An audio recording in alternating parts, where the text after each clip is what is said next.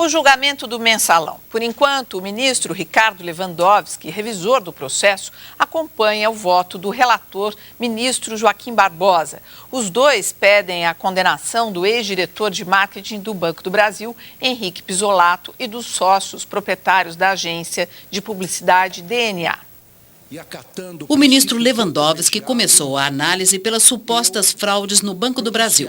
Henrique Pizzolatto, ex-diretor de marketing do banco, foi considerado culpado de corrupção passiva por favorecer a agência DNA Propaganda em troca de R$326 mil e de 2 crimes de peculato, autorizando o desvio de recursos do banco para a agência. Pois o crime de peculato resta caracterizado toda vez que ficar comprovado que o desvio de um bem imóvel, qualquer que seja a sua natureza, pública ou privada, foi levado a efeito por funcionário público no exercício de sua função. Os sócios da DNA Propaganda, Marcos Valério, Cristiano Paz e Ramon Hollenbach, também foram considerados culpados de 2 crimes de peculato, por terem recebido antecipações indevidas e terem se apropriado de quase R$3 milhões do Banco do Brasil. O ministro revisor também condenou os 3 por terem pago os R$326 mil a Pizzolatto. Entendo caracterizado o crime de corrupção ativa nos termos do artigo 333 do Código Penal, pois houve oferecimento de vantagem indevida a funcionário público para determiná-lo a praticar ato de ofício em benefício da DNA. Quanto a Luiz Gushiken, ex-ministro da Secretaria de Comunicação da Presidência da República, o revisor também seguiu o voto do relator e do procurador-geral. Todos pediram a absolvição de Gushiken. O que se produziu de prova contra o réu? Absolutamente nada.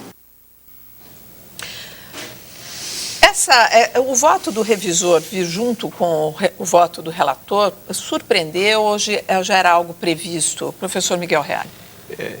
Acontece que as provas existentes, a consistência dos elementos trazidos pelo relator, tornavam difícil se trazer um voto absolutório, porque era um voto estabelecido com base em documentos, em perícias. Até nós estivemos aqui falando sobre as provas. Não eram provas só testemunhais, que também são importantes, mas eram provas documentais, provas periciais, e era muito difícil. O revisor trouxe um dado a mais, demonstrando que a empresa de Marcos Valério emitiu 80 mil notas frias para o Banco do Brasil. É um volume, como é que se vai justificar? Os advogados tentaram tirar leite de pedra, mas é muito difícil sair de um conjunto probatório dessa natureza. Uhum. Agora, hoje eu estava vendo uma entrevista do advogado Márcio Tomás Bastos, e ele dizia que esse ano ninguém vai preso, que ninguém vai ser algemado, que... Como é que o senhor vê isso? Essa altura é importante? Absolutamente natural, né? As pessoas têm que saber que o processo tem o seu andamento e não pode sair aos saltos. Ou seja, se sair a sentença condenatória, talvez o ministro Márcio Tomás Bastos, o advogado Márcio Tomás Bastos, brilhante advogado, já esteja reconhecendo que virá uma condenação. Se vier uma condenação, não haverá prisão agora. Por quê? Porque há um recurso chamado embargo de declaração que vai exigir que sejam supridas omissões ou esclarecidos pontos obscuros, mas que não entra efetivamente no mérito e que vai ter o seu tempo e a sua demora. Mas se houver penas que levam obrigatoriamente ao cumprimento de pena de prisão, se elas não forem cumpridas esse ano, porque tem embargo de declaração, serão cumpridas em janeiro e fevereiro. Quer dizer, vai se arrastar um pouco mais, mas elas virão. Mas se houver penas dessa grandeza, elas vão ser executadas, não esse ano, mas mais tarde. Uhum. Eugênio. É o início do julgamento, da manifestação dos ministros, no caso do mensalão, é de um impacto brutal contra aquela tese que dizia que nunca houve mensalão, que nunca existiu nada disso. Que era uma ficção. Que era uma ficção, que era uma farsa, uma invenção da imprensa. Nós precisamos registrar esse negócio, porque o procurador-geral, o relator do processo, que é o ministro Joaquim Barbosa, e o revisor, que é o ministro Lewandowski, estão falando no mesmo tom. O revisor acompanha o relator e não há dúvida de que ele condena, ele deixa isso muito claro, com base numa análise muito técnica, muito serena irrefutável. Houve, o que está ficando muito claro, não se trata de um pré-julgamento, houve um deslocamento muito suspeito de um volume de dinheiro muito grande, desviado para uma finalidade até agora não explicada. Então, houve algo de muito esquisito que as autoridades envolvidas e essas pessoas gostariam de esconder. Isso é um episódio da maior importância na história da democracia brasileira. Com a mesma veemência que eles condenam alguns, eles estão absolvendo o ministro Luiz Gushiken, contra o qual não havia prova. Então, não está havendo uma condenação geral, não está havendo um justiçamento, está havendo a manifestação da justiça. A manifestação da justiça que vai trazer uma grande contribuição para o espírito democrático no Brasil e para a educação da cidadania. E a brasileira Dilma Rousseff, a alemã Angela Merkel e a americana Hillary Clinton foram eleitas as mulheres mais poderosas do mundo pela revista Forbes. A presidente brasileira Dilma Rousseff foi capa da publicação americana. Pelo segundo ano consecutivo, ela ficou no pódio entre as 3 primeiras colocadas. Na frente dela, em primeiro e segundo lugar, estão a chanceler alemã Angela Merkel e a secretária americana de Estado Hillary Clinton. Outras 2 brasileiras também foram citadas na lista da Forbes, a modelo Gisele Bündchen e a presidente da Petrobras, Graça Foster.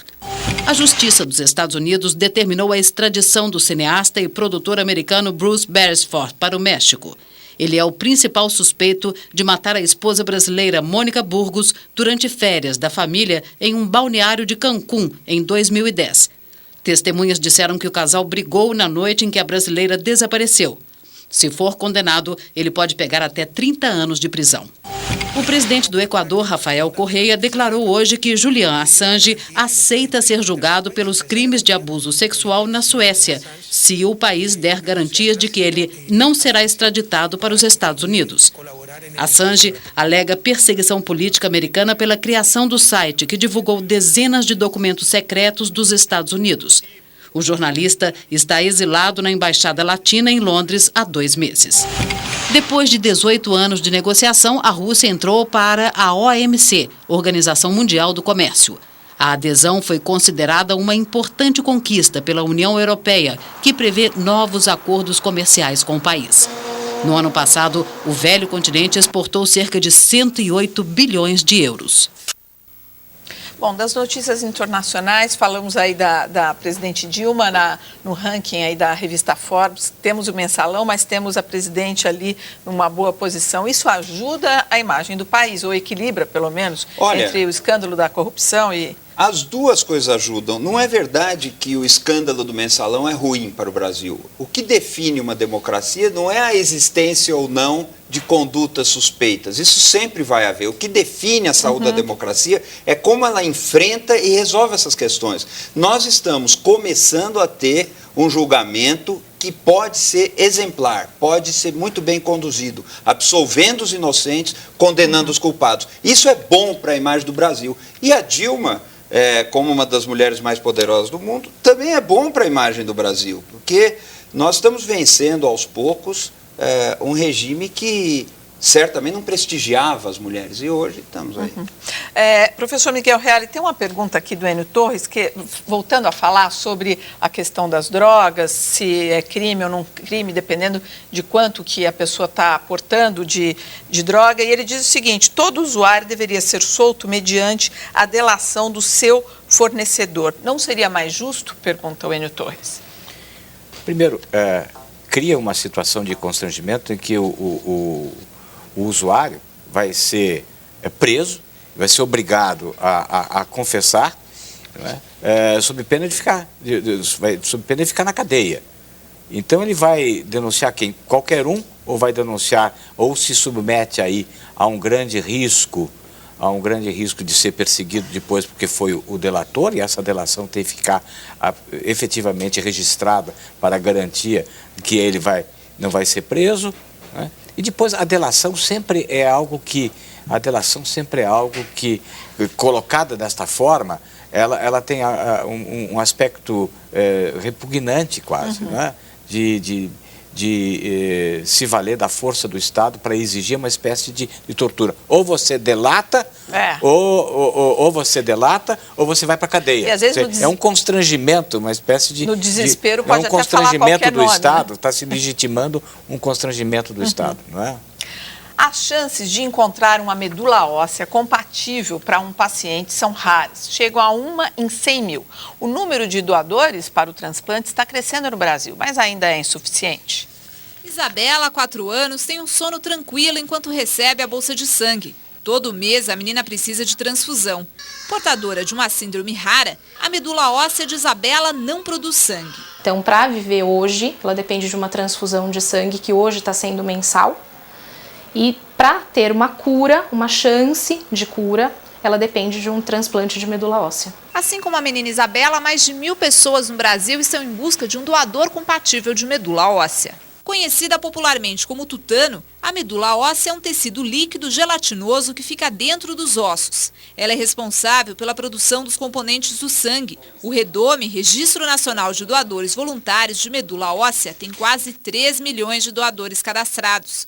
O Brasil conta com o 3º maior banco do mundo, atrás apenas dos Estados Unidos e da Alemanha. Isso fez com que um receptor, o paciente que precise de um transplante de medula óssea, consiga realizar esse transplante em torno de 70% das vezes. Para se cadastrar, o doador precisa ser saudável, ter entre 18 e 55 anos e procurar um hemocentro.